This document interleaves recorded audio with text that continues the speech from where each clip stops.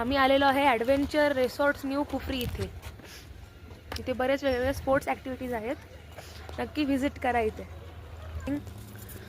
आम्ही केलं स्नो स्पोर्ट्सचं आणि दुसरं म्हणजे गो कार्टिंग.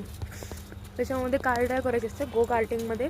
आणि स्नो स्पोर्ट्समध्ये टायरवरती बसून तुम्हाला उंच स्लाईडवरून खाली टाकतात.